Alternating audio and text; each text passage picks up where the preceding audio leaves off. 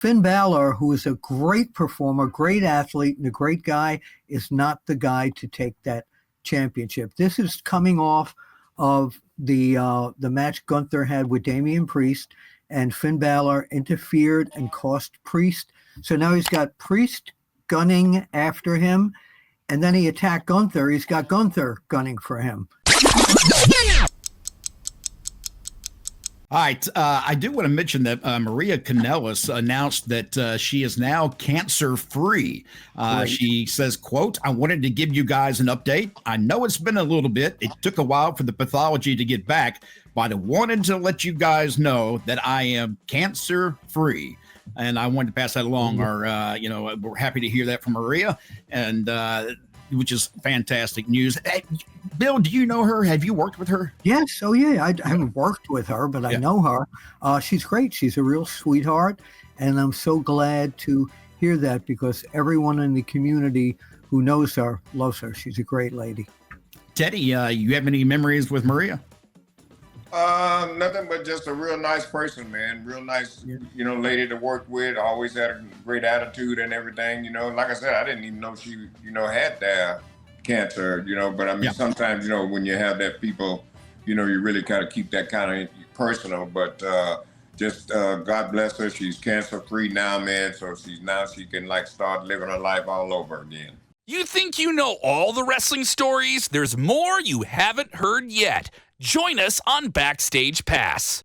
I want to bring something up that happened 5 minutes before we went on taping here, is that WWE had brought a large contingent of their wrestlers to the Netflix offices in Los Angeles, and Becky Lynch was there. And we haven't seen Becky Lynch in a long time. CM Punk was there. Cody Rhodes was there. I'm curious what you two, and I'm going to give you my take on this, are thinking about WWE now leaving regular TV on USA Network for Monday Night Raw to start with and going to streaming. This is like the start of a whole new era in sports entertainment and pro wrestling. What do you both think about this? That if you don't have Netflix, and most of the world does, but you won't be able to see this show now. Teddy, your thoughts first? Well, the thing is, I think if you're a real true wrestling fan, if you don't have Netflix, you're going to get Netflix. Mm-hmm. And like you said, Bill, this is a whole new era. Nothing like this has ever been done before. So this is the first time thing. And I think what's happening now, WWE is going to be the people to test this. They're testing this right now. And I believe it's going to work. I really, really do. Because with Netflix, there's a lot of stuff that you can do that you couldn't do on regular TV. So which means it's going to make matches more exciting and more real. So I think it's a great move, and everything. And I think what we just got to do now, we can't predict it or say what's going to happen because this is brand new. We're just going to have to sit back and watch this and see what happens. They had the Jake Paul-Mike Tyson match on there, and it broke the internet. They had a lot of problems, So I don't know if WWE is going to garner that type of. I mean, there were a zillion people, but. Well, that's what happened with them. They weren't prepared. This was a test. This was the first time they did that, so they found out exactly, what went wrong or what did they do wrong. So now they can fix that problem. One of the problems I see in the way things work now, we used to be so reliant on television numbers.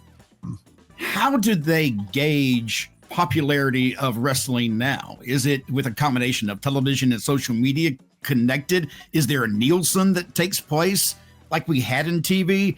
Because, if you look at the numbers now, I mean, AEW is doing 200,000 people somewhere, let's say. Well, back in TNA's day, when they were on TV, they were pulling in like 2 million. But the audience and the way we consume wrestling has changed. So, Bill, how do we actually rate who's doing better than the other?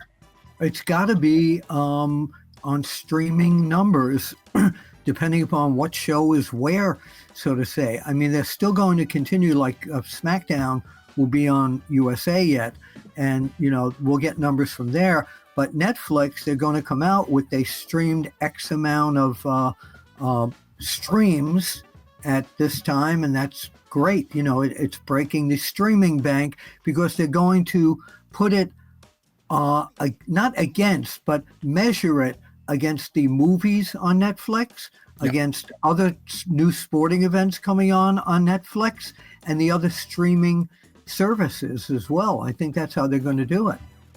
I do want to mention that I forgot to mention one of the events that'll take place at Saturday night's main event, and that's Gunther and Finn Balor. They're going to take on each other in what is probably going to be a pretty physical match. Do you expect Finn Balor to go anywhere with this, Teddy?